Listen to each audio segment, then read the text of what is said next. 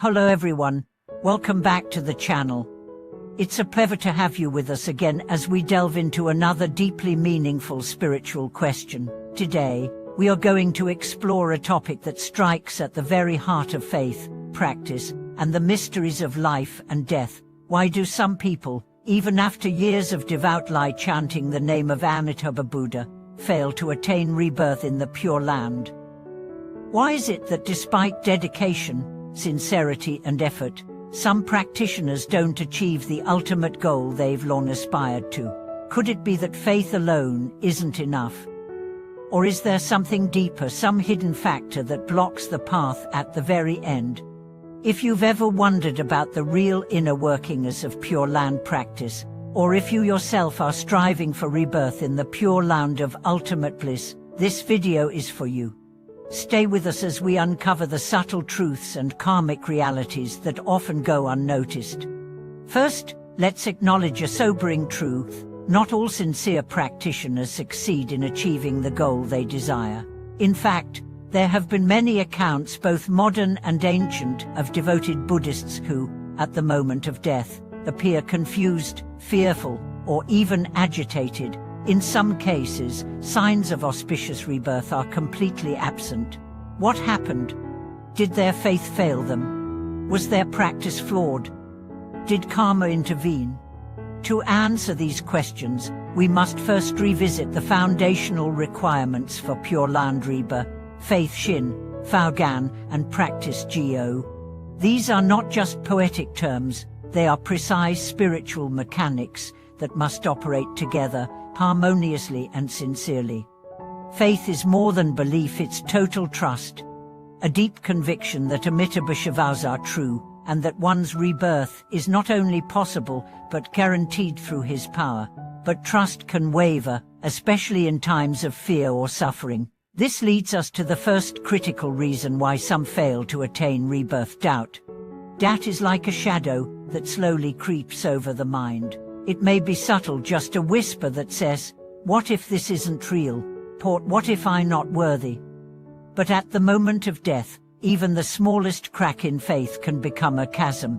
When the body weakens and the mind loses clarity, any lingering doubt can dominate the final moment of consciousness. And in Buddhism, the final moment matters deeply. It sets the direction of rebirth.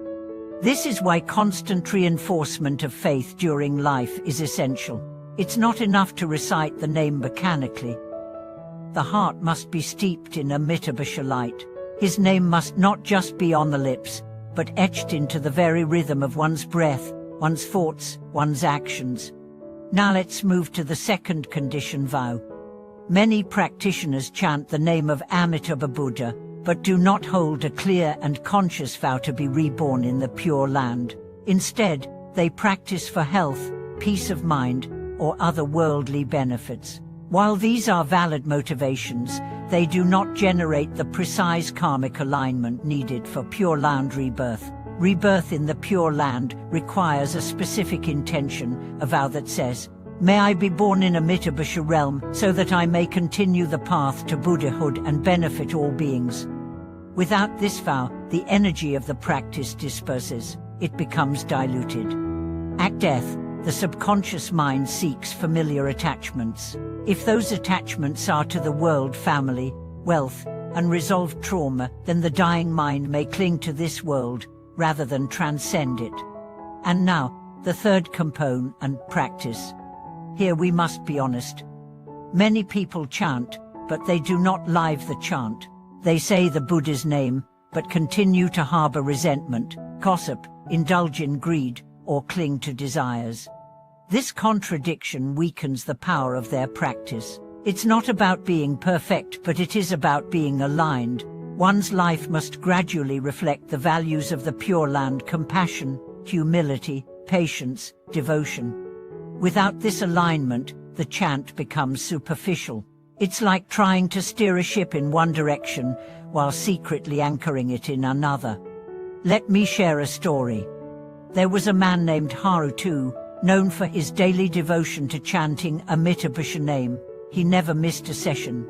People admired his discipline, but those close to him knew that he often criticized others behind their back as he clung to grudges. When he became ill and near death, something unexpected happened. He became terrified. He wept and begged for more time. He refused to hear chants. He pushed his prayer beads away. Why? Because his practice had never penetrated his heart. It was external. At death, what's external falls away. Only the inner truth remains. Contrast this with another story, a woman named Reiko. She lived quietly, not known by many, but her heart was golden. She cared for stray animals. She helped neighbors in secret. She chanted quietly each night, her lips barely moving, her hands clasped gently. When she passed, her face was serene. A subtle fragrance filled the room. Her family reported dreams of radiant light and a sense of deep peace. This contrast shows the importance of inner transformation. Rebirth is not earned through quantity, but through quality, through sincerity. There are other obstacles too, such as the attachment to family. One of the most heart-wrenching causes of failed rebirth is the inability to let go at the moment of death. A mother may cling to her children.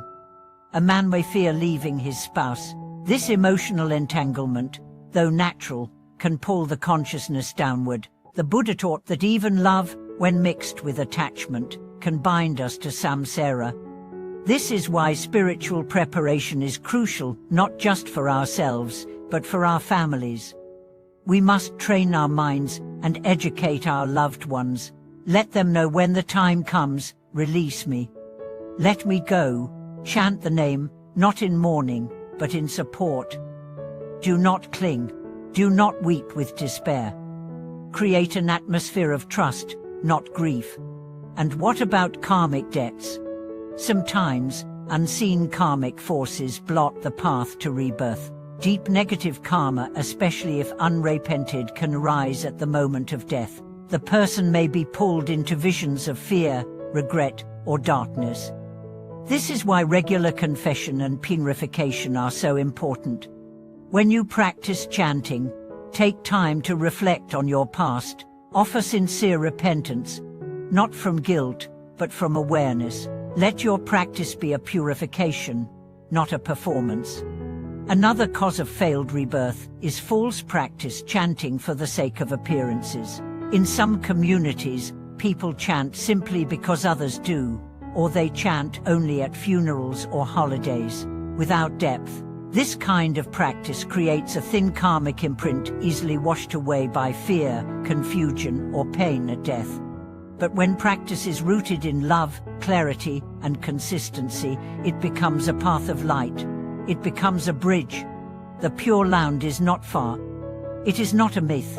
It is a realm of awakened presence, born from the vows of Amitabha.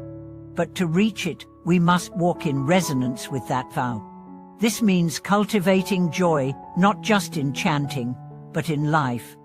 It means letting go, not just at death, but every day. It means forgiving, not just others, but yourself. It means seeing each breath as a gift, each step as a prayer.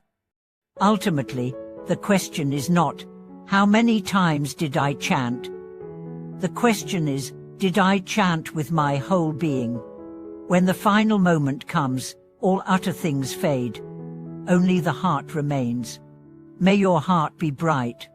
May your vow be clear. May your path be luminous. And may you be embraced by the infinite light when the journey ends. Thank you so much for watching this video. If this message touched your heart, please subscribe, like, and share your thoughts in the comments. Have you witnessed stories of peace or fear at the time of death? Do you chant a Mitsubishi name? What challenges do you face in your practice? Let's walk this path together, with wisdom, honesty, and grace. See you in the next video.